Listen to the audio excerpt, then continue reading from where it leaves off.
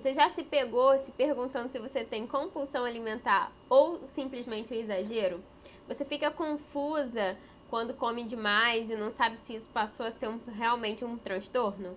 No vídeo de hoje eu vou te falar a diferença entre compulsão alimentar e exageros alimentares. O excesso de informação tem feito com que muitas pessoas se sintam confusas, né, em relação a esse assunto. Então, para começar, eu vou te dizer o que é compulsão alimentar periódica.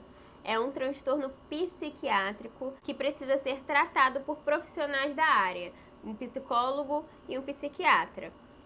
Qualquer um desses dois profissionais podem fazer o diagnóstico desse transtorno, tá bom?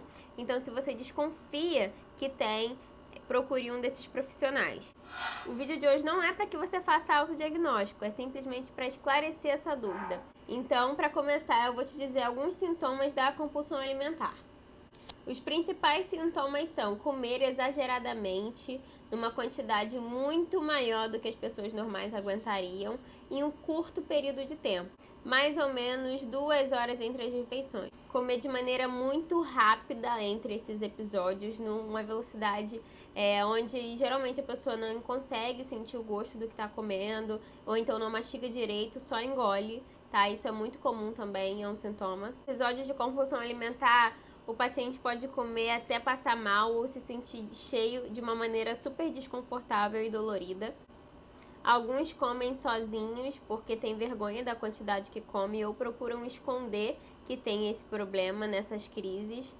Depois do episódio de compulsão, geralmente vem um sentimento de culpa muito grande, avassalador, uma depressão, crises de choro e outros sentimentos do tipo. É interessante observar que os episódios de compulsão alimentar geralmente acontecem na ausência de fome fisiológica.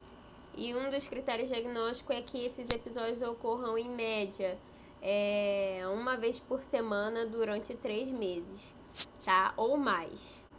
Esse é o transtorno de compulsão alimentar periódico. São alguns critérios diagnósticos, existem outros mais específicos, mas eu separei aqui os principais. O tratamento, muitas vezes, dependendo do nível, né, de intensidade da compulsão alimentar, e isso também é o profissional que tem que diagnosticar. O tratamento pode ser feito com a medicação e a terapia em conjunto, ou muitas vezes só a terapia consegue reverter o quadro, tá? Mas é muito comum que o psiquiatra e o psicólogo trabalhem em conjunto no tratamento dessa doença.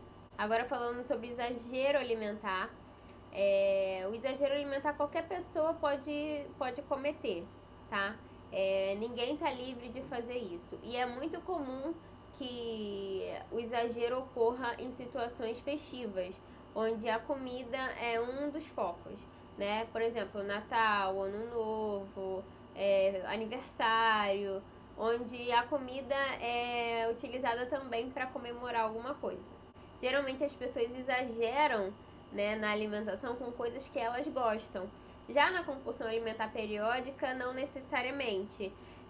A escolha dos alimentos muitas vezes é indiscriminada.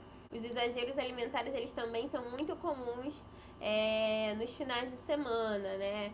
Por uma série de questões de restrições durante a semana, falta de equilíbrio e autocontrole.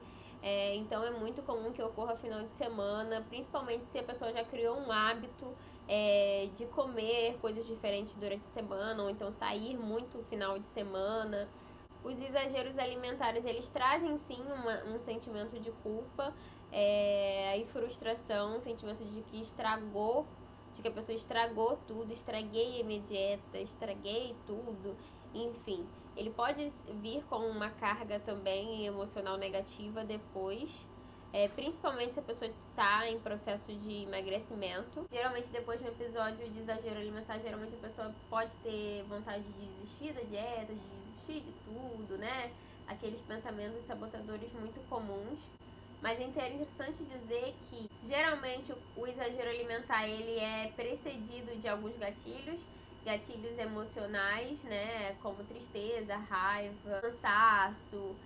Tô muito cansada, acho que eu mereço comer tal coisa. Nossa, tive um dia muito estressante.